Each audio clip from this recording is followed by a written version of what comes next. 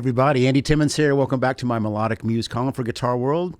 Today we're going to explore the beauty and importance of bending. String bending truly is a huge part of the guitar's potential to be one of the most expressive instruments. And well-controlled bending can really make your melody sing. So let's begin by reinforcing some fundamentals we should all be working on. So let's dig into some bending. I'm going to do some really simple stuff, but to work on our foundational strength. And we're going to do everything in the key of C sharp minor today, right? So just kind of get that sound in your head. Maybe play your pentatonic scale.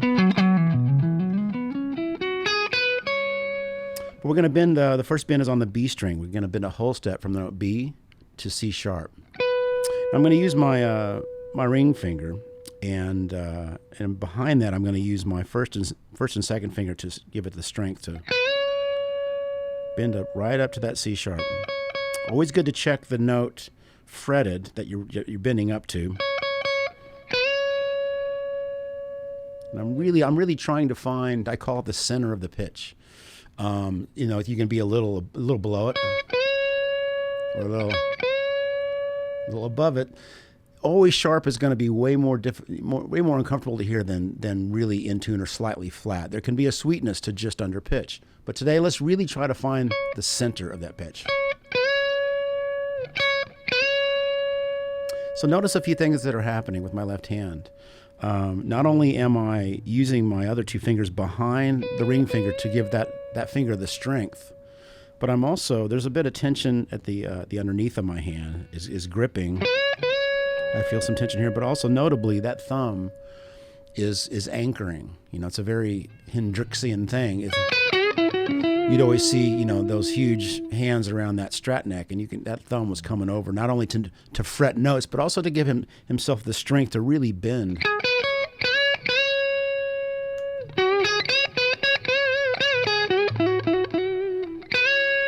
So I know that everybody's hand size is different. Everybody's technique is different as far as their hand placement on the neck. Some people really like to have their thumb behind the neck. And I think that will prove to be slightly more difficult to get the type of bending that I do. We could try, see if I try to play with my thumb behind the neck, I have nowhere near the power of. And it's not really that I'm grabbing the top of the fretboard so much, but there is a bit of pressure and tension happening behind at the top of the neck with this part of the thumb. And everybody's, you know, neck width might be different as well. But if you can get that thumb in a position where, hello, it'll give you that power. So again, and the other part of this little exercise is I want you to attempt to do this bend with zero vibrato, because a lot of times as guitarists, if we fret a note, we instantly want to move it. But a really good practice is to do these things, but add no vibrato to really know and be accurate with your pitch. Because if you're moving it, you know, you might be surrounding it, and sometimes to good effect, sometimes to not so good effect. So I'm bending right to the note and holding it. So that's going to reveal two things. A, are you in tune? And B, do you have the strength to keep that up? Right? And once you've really started to hone in on that pitch, then let's start adding.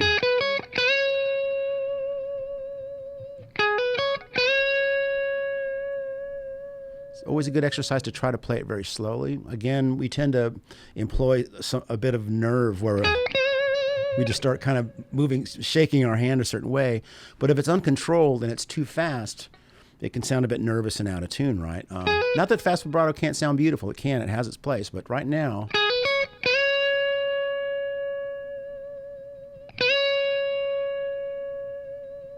and there's obviously so many different types of vibrato. But I'm also getting my strength, again, from the underneath of my hand gripping the bottom of the fretboard, and also towards the back of the neck, the top. And that's a very slight, I'm just going slightly, I'm basically releasing the pitch slightly and coming back up to it.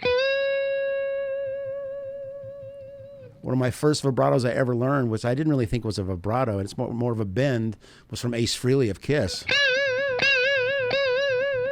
He would bend that note a whole step and release all the way back down to the original note.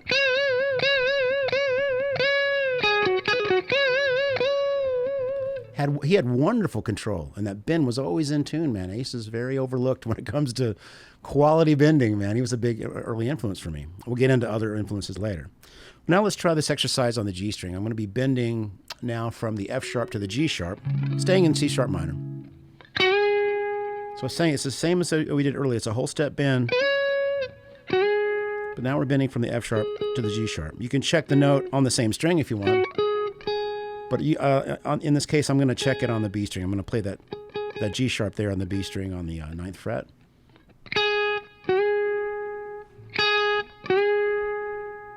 And again, finding the center of that pitch, not above it. It's a little sharp. Clearly a little flat. And another great thing about only bending to that pitch and not adding vibrato initially. We're going to really find the pitch. We're going to be accurate with that. We're going to get the strength. But then, as a singer would, they don't necessarily add vibrato right when they sing a note. They sing the note in a very pure tone and then add the vibrato for the musicality. All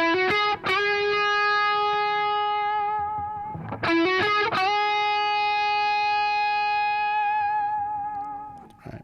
And it's basically just lowering that pitch slightly. There it is. So now let's play a phrase that's going to combine bending both on the G string and the B string, still in C sharp minor.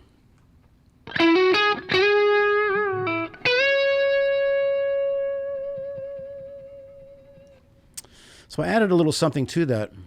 So I dismounted. I released that bend in a very melodic musical way. Right? I gave it some duration. Then I released it. It's almost like I played it.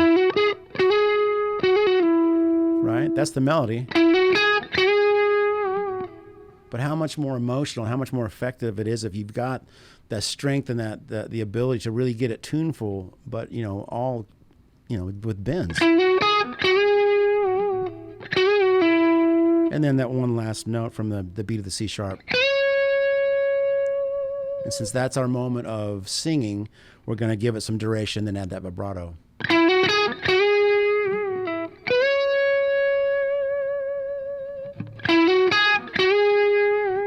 That last note, I release it, and then pull off to that E.